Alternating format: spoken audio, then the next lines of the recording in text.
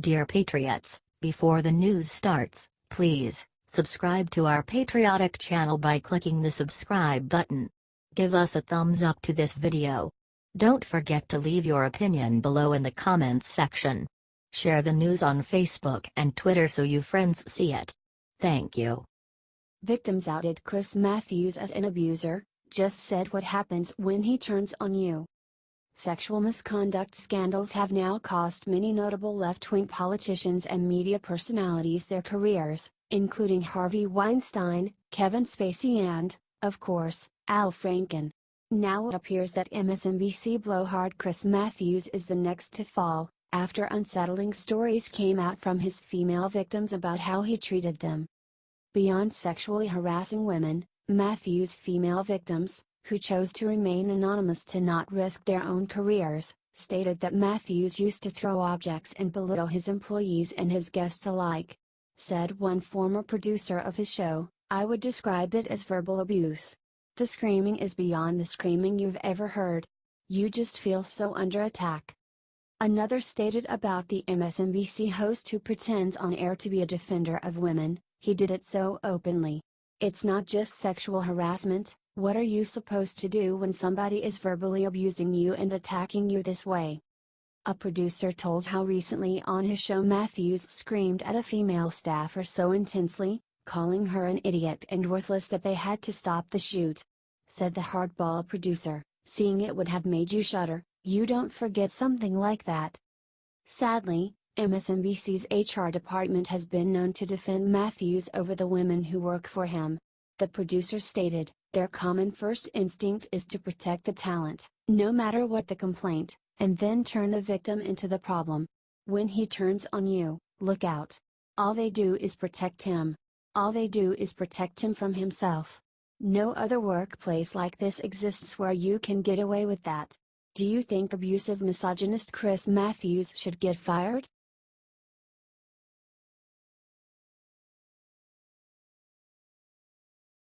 Barbra Streisand just proposed a brand new reason we should impeach Trump. "It's so stupid." There are no shortage of knee-jerk liberals in the Democratic stronghold that is the entertainment industry in Los Angeles. However, if you had to come up with a short list of who the loudest and most brainless left-wing celebrities in Hollywood are, it would have to include Barbra Streisand. The washed-up, multimillionaire singer and actress was a major supporter of womanizer President Bill Clinton and, more recently, corrupt Hillary Clinton. Unsurprisingly, the Yentl star has been a very vocal critic of Republican President Donald Trump. Streisand has joined the chorus of Democrats who believe that Trump should be impeached, simply because they do not like him and are still upset that Hillary did not win. Barbra recently added a brand new, even more inane reason why she believes that America's democratically elected President Donald Trump should be removed from office. The enfeebled singer tweeted over the weekend, "Trump proved yesterday in his interview and his tweets that he doesn't understand climate change, healthcare policy, or the role of the DOJ, and he doesn't bother to read up on these subjects." She then blasted out a new call for Trump's impeachment, boasting, "Collusion or no collusion, at real Donald Trump should be impeached for sheer stupidity." It did not take long for people to catch on to the implications of Barbra's statement. Wrote one Twitter user, "This is a pretty solid sign that Democrats are giving up on the Trump campaign, Russia collusion fantasy. Do you think angry liberal Barbra needs to read the Constitution?"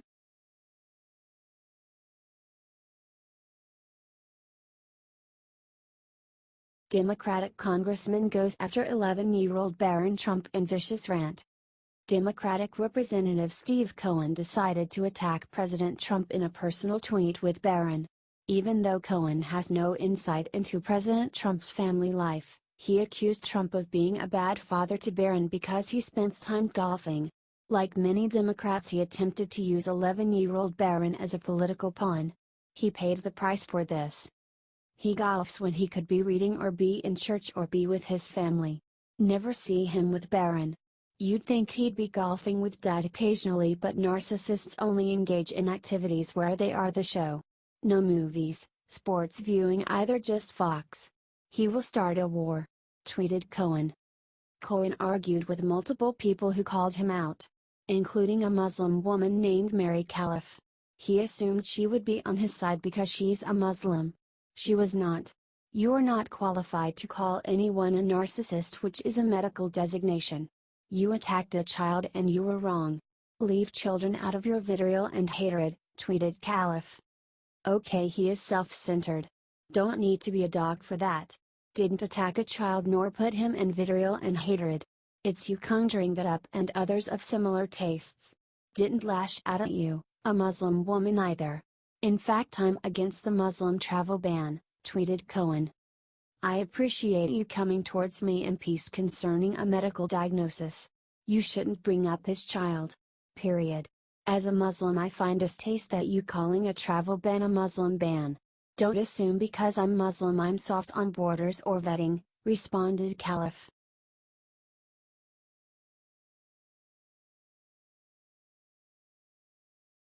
Brit Hume just asked Lib New York Times one question that exposed their biggest lie. Brit Hume is best known for his sharp, straightforward reporting on the air on Fox News. However, Hume has proved time and time again that he is just as insightful and cutting off the air on his Twitter account. Brit shows this recently when the New York Times announced that 36-year-old A.G. Sulzberger would be taking over the reins of the New York Times from his father. A.G. introduced himself to his paper's readers in a column where he claimed that his goal as publisher will be to invite intelligent discussion from all shades of opinion. Hume saw right through Sulzberger's empty words and called him out on it. Responded Brit to A.G., note the renewed commitment to all shades of opinion. This from the new leader of a paper with not a single columnist who supports the president. Will this publisher change that? Some liberals on Twitter were not pleased with Hume's truth bomb. One answered, journalists aren't supposed to support any POTUS, they are to report the facts. Period. Hume shot right back, tweeting, that's true of reporters but not of editorial writers and columnists whose job it is to express opinion.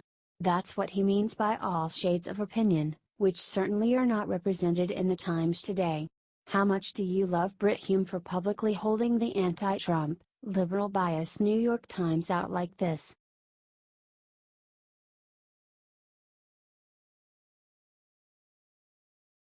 Breaking top conservative could be running for Franken Senate seat, Dems are in trouble.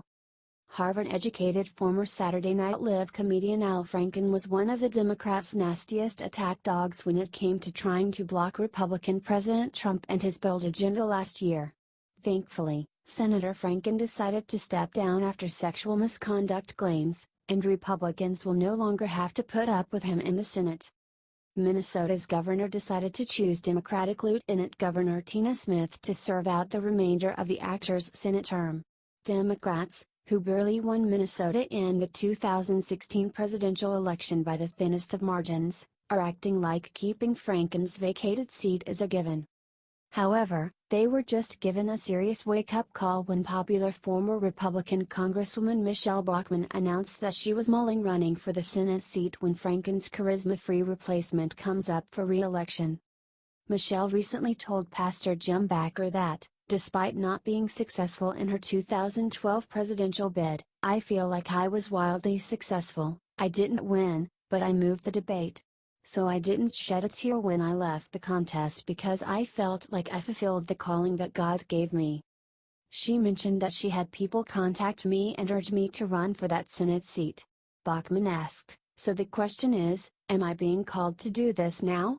I don't know. Bracing herself for the Roy Moore treatment, Michele warned, it is really tough. If you are going against the tide in Washington, D.C., if you're trying to stand for biblical principles in D.C., you stick your head up out of the hole, the blades come whirling and they try to chop you off. Do you think Michele should try and win this Senate seat away from the Democrats?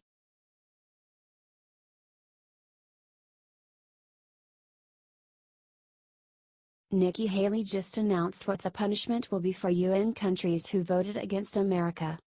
When Republican President Donald Trump selected former South Carolina Governor Nikki Haley to serve as his administration's U.S. ambassador to the United Nations, some had worried that he had made a mistake. After all, Haley did not have any experience dealing with political entities outside of the United States, and some thought she might not be up to the task. However, Ambassador has completely silenced her doubters and proven that she has a steel spine in dealing with other world powers and in promoting President Trump's bold agenda. She forcefully denounced those countries who voted for a resolution censuring America for its plan to move its embassy in Israel from Tel Aviv to Jerusalem.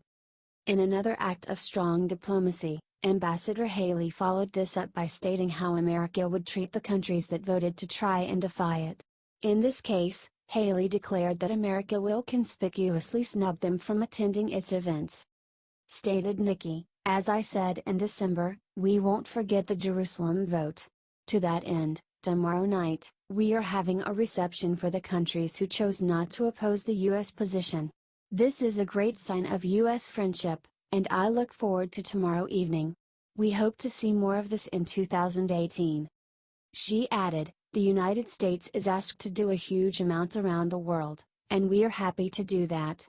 But we expect to be treated respectfully in return." President Trump has also suggested that countries who decide to buck America in the future could see their aid slashed. Do you approve of Haley and Trump's new, tougher stance for America dealing with the United Nations?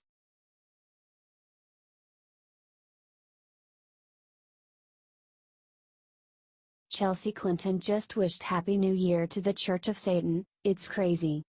There are no shortage of people who have suggested that the Clinton clan are evil, particularly two-time failed presidential candidate Hillary.